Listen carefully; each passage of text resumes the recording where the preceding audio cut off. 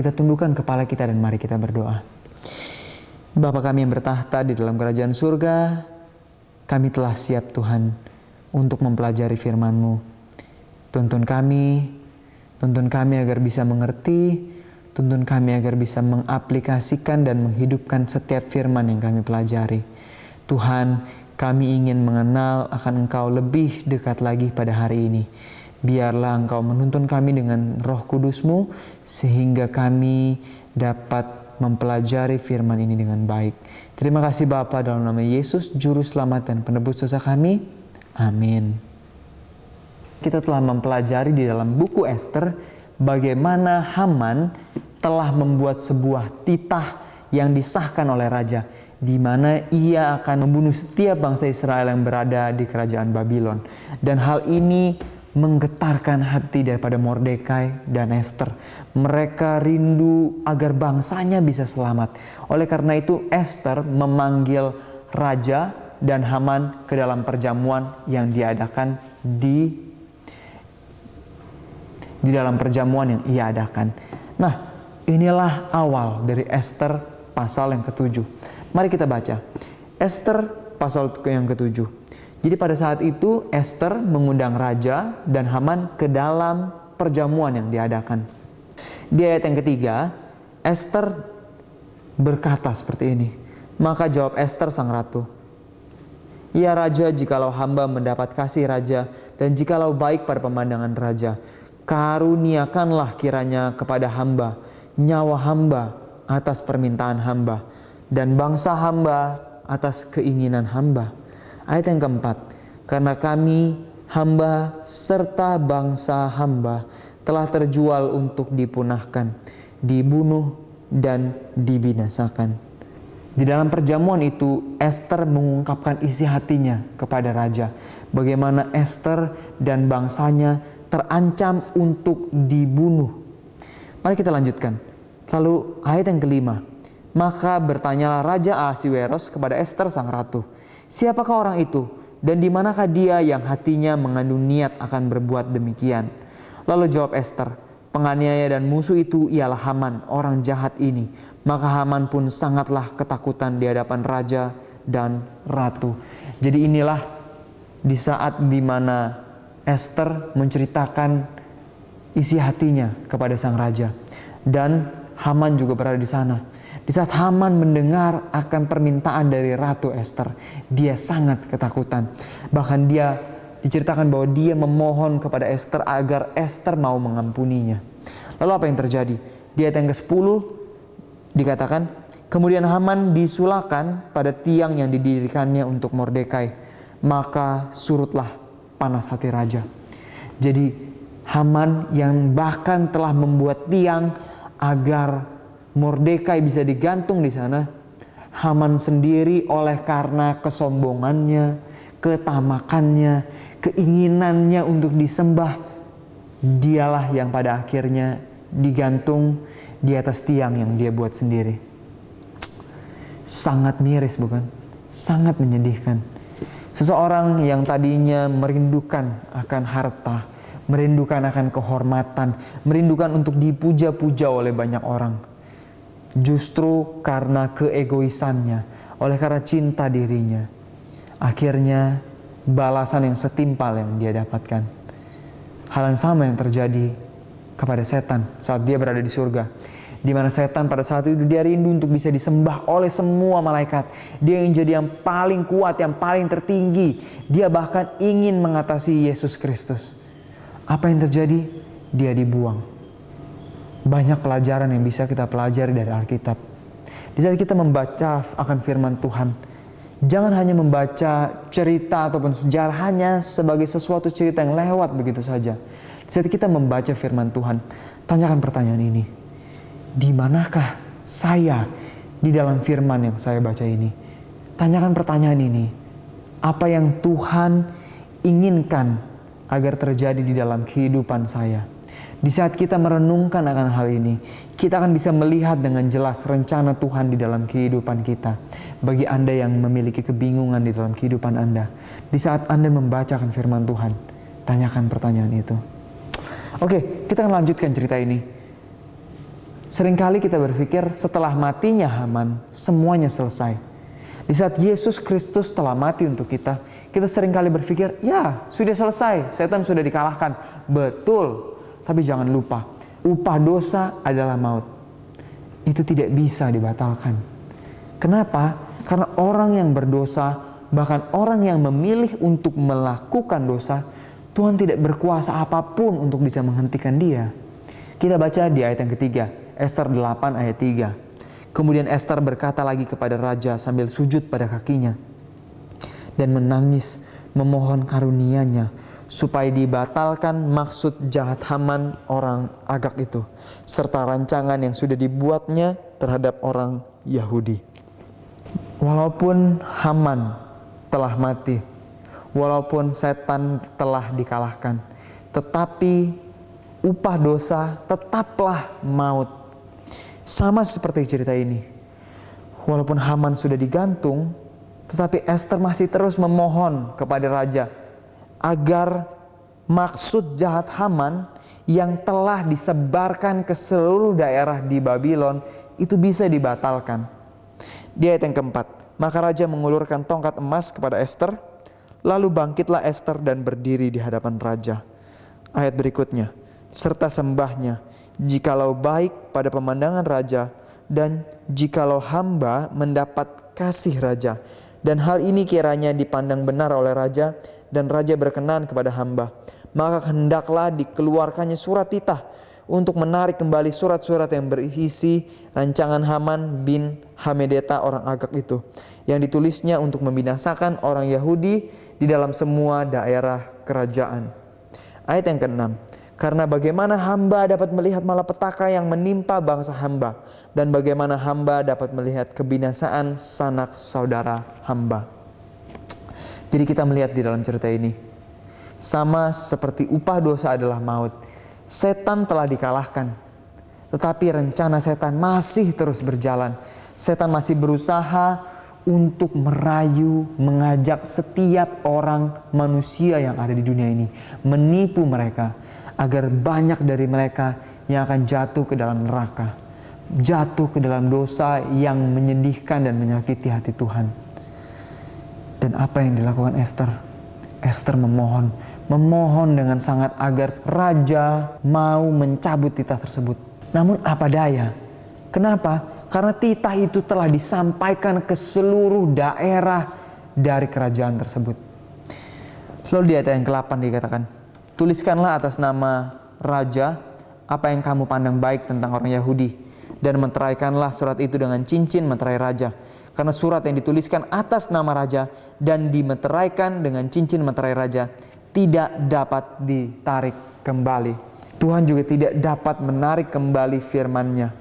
Di saat Tuhan katakan upah dosa adalah maut, Tuhan tidak bisa menarik itu. Kenapa? Karena tidak ada dosa yang bisa dibiarkan berada di dalam kerajaan surga. Pilihan terletak kepada kita. Walaupun Yesus sudah menebus kita di kayu salib, pilihan itu ada pada kita. Apakah kita akan memilih kehidupan atau kita akan memilih untuk tetap tinggal di dalam dosa? Lalu di ayat yang ke-11, lalu Ester menulis surat yang isinya dikatakan di ayat yang ke-11, raja mengizinkan orang Yahudi di tiap-tiap kota untuk berkumpul dan mempertahankan nyawanya, serta memunahkan, membunuh atau membinasakan segala tentara, bahkan anak-anak dan perempuan dari bangsa dan daerah yang hendak menyerang mereka, dan untuk merampas harta miliknya. Apa yang dikatakan? Titah raja tidak bisa dibatalkan. Jadi pesan yang disampaikan kepada seluruh bangsa Israel, seluruh bangsa Yahudi adalah bangsa Yahudi dapat mempertahankan nyawa mereka, berkumpul bersama-sama. Sangat menarik. Di dalam 1 Yohanes 5 ayatnya yang ke-11 dikatakan seperti ini. Dan inilah kesaksian itu, Allah telah mengaruniakan hidup yang kekal kepada kita, dan hidup itu ada di dalam Anaknya. Tuhan telah mengaruniakan kepada kita hidup yang kekal. Tapi pertanyaannya ada di tangan kita. Apakah kita mau mempertahankan kehidupan yang kekal itu. Sama seperti bangsa Israel. Mereka sedang berada di pintu di mana mereka akan dapat dibinasakan. Pertanyaannya adalah, apakah mereka mau mempertahankan diri mereka? Apakah Anda mau membuka diri Anda untuk tetap teguh berdiri di dalam kebenaran, untuk membiarkan Yesus masuk? Dan juga bangsa Yahudi diminta untuk berkumpul dan mempertahankan nyawa mereka. Mereka harus bersatu, berkumpul. Bukan sebuah kumpulan di mana orang-orang yang saling menggosip, saling menjelekkan satu dengan yang lain. Tapi kumpulan di mana mereka dapat saling menguatkan. Kumpulan orang-orang yang betul-betul setia mempertahankan akan firman Tuhan. Inilah yang Tuhan minta. Selanjutnya di ayat yang ke-16 dikatakan, orang Yahudi telah beroleh kelapangan hati, sukacita, kegirangan, dan kehormatan. Demikian juga tiap-tiap daerah, di tiap-tiap kota, di tempat dimanapun titah dan undang-undang raja telah sampai, ada sukacita dan kegirangan di antara orang Yahudi dan perjamuan serta hari gembira. Dan lagi banyak di antara rakyat negeri itu masuk Yahudi. Jadi setelah titah yang dibuat oleh Ester disampaikan ke setiap daerah, apa yang terjadi? Kita lihat lagi ayat yang ke-17. Demikian juga di tiap-tiap daerah dan di tiap-tiap kota, di tempat manapun titah dan undang-undang raja telah sampai, ada sukacita dan kegirangan. Inilah yang terjadi apabila orang-orang mendengarkan akan titah yang disampaikan tersebut. Apa aplikasinya di dalam kehidupan kita pada zaman sekarang ini? Banyak orang yang kehidupannya kosong. Banyak orang yang tidak mengetahui apa rencana Tuhan dalam kehidupan mereka. Banyak orang yang menjalani hari demi hari, lewat hari demi hari dan begitu saja. Sangat kosong. Hidup yang rasanya tidak berarti. Anda tahu apa yang dapat membuat mereka bahagia? Jika Anda memiliki kehidupan yang sama seperti itu, hanya ada satu hal yang dapat membuat Anda bahagia. Lalu apa itu? Itu adalah titah dari Sang Raja. Raja kita di surga yang telah mengumumkan bahwa Yesus telah menang di kayu salib. Dia telah menebus segala dosa-dosa kita. Dia bukan lagi lambang di mana domba yang disembelih seperti yang dilakukan oleh saudara-saudara kita dari agama yang lain. Tapi Yesus sendiri adalah simbol dari domba yang telah disembelih tersebut, yang telah menebus kita dari dosa. Dan disinilah akan terdapat sukacita dan kegirangan. Apakah Anda rindu sukacita dan kegirangan ini juga dirasakan oleh sahabat-sahabat kita yang lain? Sampaikanlah titah ini. Jika Anda rindu saudara-saudara kita yang kosong kehidupannya, rindu untuk agar mereka bisa bersukacita, sampaikan kabar sukacita ini, bahwa kita telah memiliki pengharapan. Kita memiliki pengharapan untuk menang terhadap dosa. Kristus telah menjadi manusia agar menunjukkan kepada kita apa yang manusia dapat lakukan saat mereka bergantung kepada Tuhan.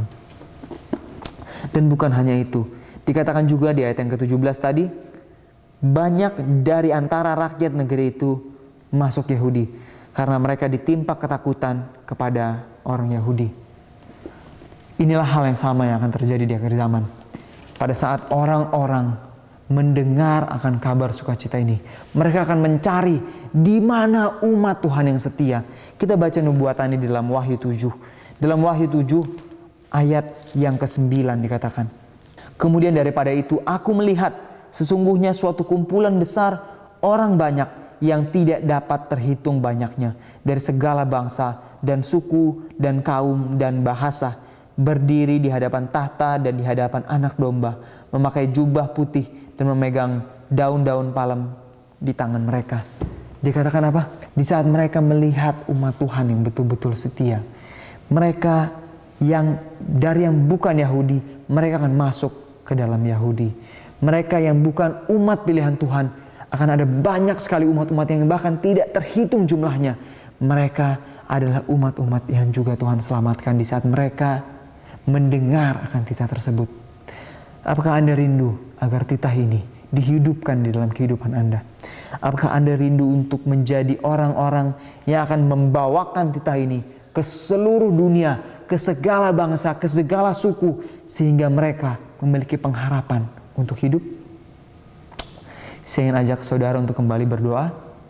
Biarlah ini menjadi perenungan kita di dalam hari ini dan hari-hari yang akan datang. Dosa yang telah dibuat pasti ada resikonya. Apabila kita di dalam kebiasaan lama kita suka merokok, makan makanan yang berlemak, yang menyebabkan darah tinggi, hipertensi, stroke, dan banyak penyakit lainnya. Tentu penyakit itu harus kita tanggung.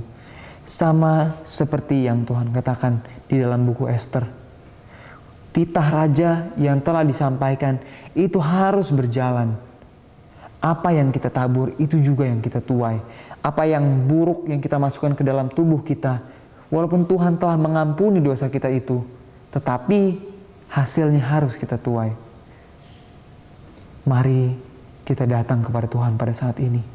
Memohon ampun kepada Tuhan.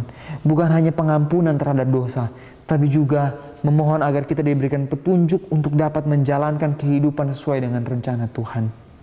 Dan ingat, satu-satunya cara agar bangsa Israel bisa selamat adalah agar mereka mempertahankan diri mereka, bersatu bersama-sama, mempertahankan diri tetap teguh di dalam apa yang telah mereka percayai. Tetap teguh di dalam kebenaran yang telah Tuhan berikan. Biarlah ini juga menjadi perenungan kita semua. Agar kita menyadari, betul Yesus telah mati di kayu salib untuk kita. Akan tetapi hasil dari dosa harus dituai. Dosa-dosa kesalahan kita harus kita tinggalkan. Dan bukan hanya itu. Marilah kita berdiri teguh seperti bangsa Israel yang mempertahankan diri mereka terhadap godaan-godaan dari setan. Biarlah kita juga berdiri teguh agar setiap pencobaan apapun yang datang, setiap masalah apapun yang datang di hadapan kita, kita akan dapat bertahan di saat kita bergantung sepenuhnya kepada Tuhan. Dan biarlah kerinduan hati dari Mordekai dan Ester untuk memberitakan pekabaran ini kepada setiap bangsa Israel dimanapun mereka berada. Kepada setiap bangsa, setiap suku dimanapun mereka berada. Agar setiap orang memiliki pengharapan. Doakan hal ini. Sampaikan kabar sukacita ini kepada tetangga Anda. Tapi terlebih dahulu, biarlah sukacita surga itu muncul di dalam keluarga Anda masing-masing. Mari kita berdoa. Bapa di surga, terima kasih Tuhan. Kami telah kembali membacakan firman-Mu. Bagaimana kami kembali disadarkan bahwa upah dosa, apapun itu harus kami tuai. Karena upah dosa adalah maut Tuhan. Tapi kami bersyukur Engkau telah menggantikan kami di kayu salib. Engkau telah mati menggantikan kami Tuhan. Karena itu Bapa tolong ajari kami. Agar kami dapat meninggalkan setiap dosa-dosa dan kesayangan kami. Tunjukkan kepada kami Tuhan dosa apa yang belum kami tinggalkan. Agar kami bisa bertobat dari jalan-jalan kami yang jahat. Tuhan tolong juga berikan kerinduan di dalam hati kami. Untuk dapat memberitakan sukacita yang telah kami pelajari ini kepada orang-orang yang lain. Agar banyak orang yang memiliki pengharapan. Kami berdoa secara khusus untuk anak-anak kami, keluarga kami, saudara-saudara kami yang mungkin jauh daripada kebenaran-Mu. Mereka yang mungkin telah hilang Tuhan. Mereka yang tidak tahu apa yang harus mereka lakukan. Mereka yang di dalam hatinya kosong dan hampa. Berikan mereka sukacita Tuhan. Sukacita yang terutama adalah sukacita surgawi yang di mana Engkau telah menyerahkan hidup-Mu agar kami bisa diselamatkan. Tuhan, ampuni dosa kami. Kami serahkan hidup kami di tangan-Mu Bapa. Dalam nama Yesus Juru Selamat dan Penebus dosa kami. Amin. Kita telah menyelesaikan meditasi Alkitab dari buku Ester. Jangan lupa, bacalah terus Alkitab Anda. Pelajari firman Tuhan. Dan tanyakan terus kepada Tuhan apa rencananya di dalam kehidupan Anda. Oleh karena manusia hidup bukan dari roti saja, tapi dari setiap firman yang keluar dari mulut Tuhan. Selamat menjalani aktivitas Anda. Tuhan memberkati.